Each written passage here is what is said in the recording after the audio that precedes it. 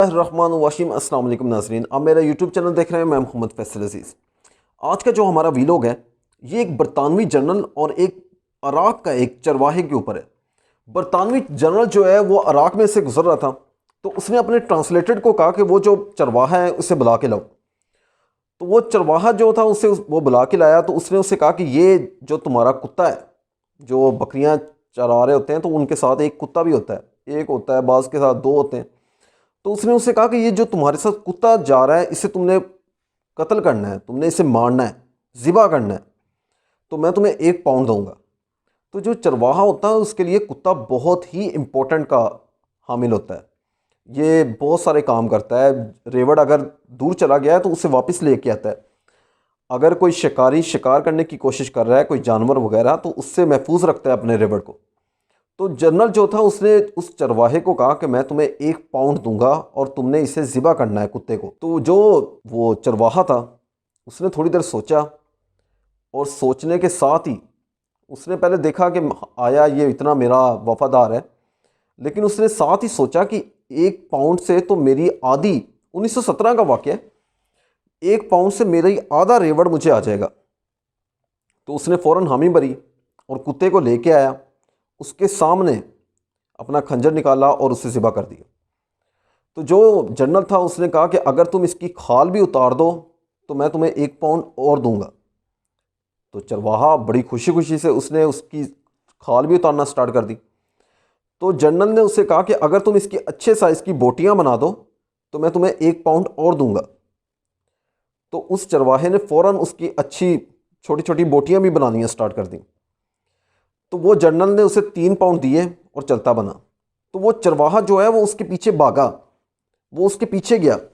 उसके पीछे जाके उसे कहता है कि अगर आप मुझे 1 पाउंड और दें तो मैं इसे खा भी लूँगा, उस कुत्ते को मैं खा भी लूँगा।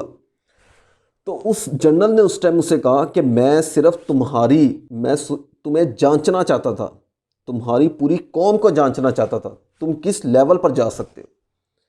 मैं सिर्फ 3 पाउंड ही तुम्हें दूंगा और तुमने जो मैंने देखना चाहता था वो तुमने मुझे दिखा दिया है। तो अगर आप इस टाइम हमारे इस्लामी मुल्कों को देखें, हम तादाद में 1 अरब, हम उनसे बहुत ज़्यादा हैं तादाद में। आम जो हमारे जो दूसरे हैं, क्रिश्चियन हैं, हिंदू हैं, उनसे हम तादाद में बहुत ज़्यादा हैं, लेकिन हम सारे अपने ही मुस्लिम भाइयों को मिटाने पे लगे हुए हैं। हम सारे अपने ही मुस्लिम भाइयों को इसी तरह ही, जिस तरह वो एग्जाम्पल जनरल ने और चरवाहे की है ना, बिल्कुल इसी तरह ही हम एक दूसरे को ख़त्म करने पर लगे हुए हैं।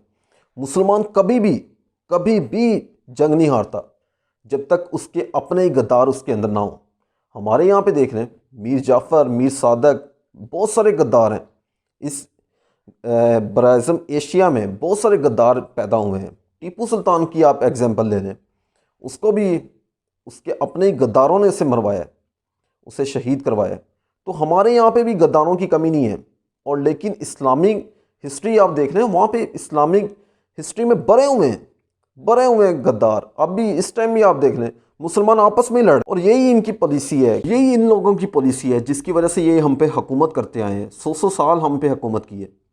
और अगर हम इस पॉलिसी को अब चेंज नहीं करेंगे कि अपने भाइयों को हम खुद अपने हाथों से कत्ल नहीं करेंगे, अपने भाइयों को हम खुद अब कोई ऐसी साजिशें करके ख़त्म नहीं करेंगे, तो हमारा जो मुस्तकबिल है वो अरूज है। और हम अरूज पर जाने के लिए बने हैं, हम ज़मीन पे रेंगने के लिए नहीं बने। हम फ़ज़ाओं में शहीन अल्लामा इकबाल की आपने देख रहे हैं, उनकी खुददारी की, उनकी जो शायरी है उसमें खुददारी की एग्जांपल वो देते हैं। तो ये जो एक आप लोगों के साथ एक कहानी या एक जो भी है आप लोगों के साथ शेयर करने का मकसद यही है कि अपने आप को पहचानें। इसके साथ ही अपना और अपने इस चैनल का ख्याल रखें। तब तक के लिए अल्लाह हाफ़िज़।